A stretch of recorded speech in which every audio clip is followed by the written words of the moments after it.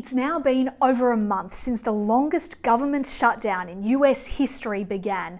So what's it all about and what impact is it having?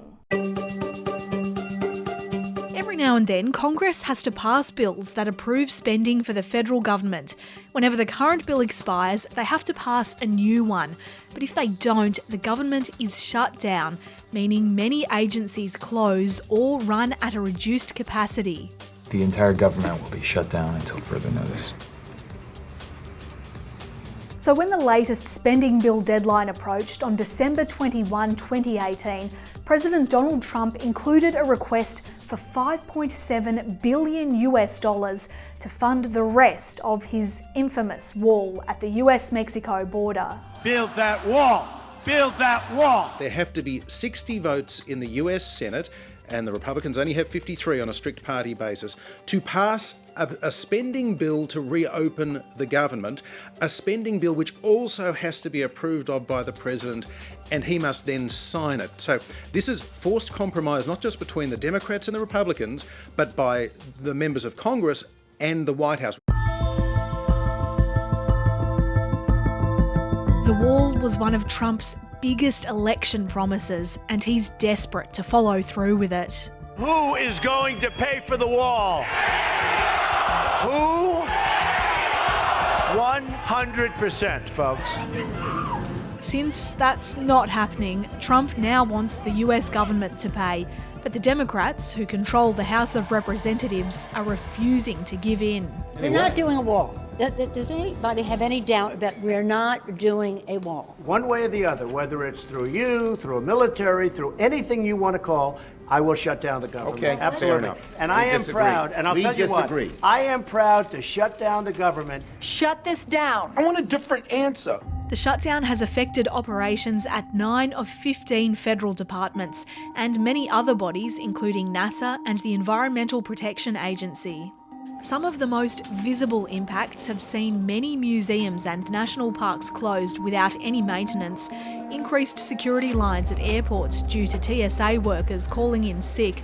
The Food and Drug Administration has stopped routine inspections of many foods at high risk of contamination, and funding for food assistance programs could run out at the end of February.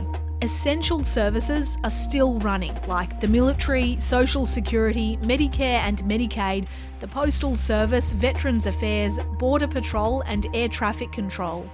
Overall, 800,000 workers have been left unpaid since the shutdown started. More than half of those have had to continue working, while the others, who were deemed non-essential, have been put on forced leave or furloughed. Stop the shutdown when? When? They've all been guaranteed back pay once the shutdown ends, but this doesn't help the nearly 500,000 contractors who work for the affected agencies. And many are seriously struggling to keep up financially, turning to food banks to get by. I have a mortgage, I have 2 children, my wife is also a federal worker. It affects our retirement, it affects just everything, health insurance. I feel like kind of a pawn in a political game and totally powerless. Imagine that you didn't get paid for a month. How would that affect you? The shutdown stalemate has turned into a bitter public stoush between 3 key protagonists: President Trump, House Speaker Nancy Pelosi, and Senate Minority Leader Chuck Schumer. He asked Speaker Pelosi, will you agree to my wall? She said no. And he just got up and said, then we have nothing to discuss, and he just walked out. Again, we saw a temper tantrum. President Trump must stop holding the American people hostage, must stop manufacturing a crisis, and must reopen the government. I'm very proud of doing what I'm doing. I don't call it a shutdown. I call it doing what you have to do for the benefit and for the safety of our country. It's just game on, moles. There are a few ways the shutdown can end. President Trump could reopen the government without getting his way, or he could cut a deal with the Democrats.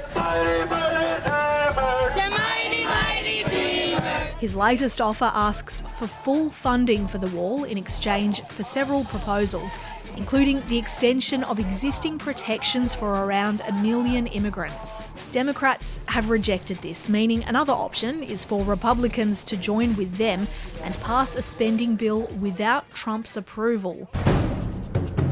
Or he could use special powers only held by the president to declare a state of emergency, which would end the shutdown and theoretically let him go ahead and build the wall. I have the absolute right to declare a national emergency. I haven't done it yet. I may do it.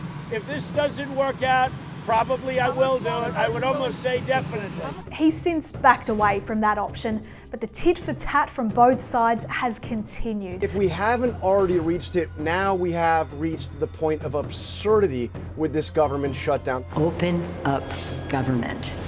Open the government. No deal. Thanks for watching. Please like, share and subscribe. And let us know what you think about what's going on in the States.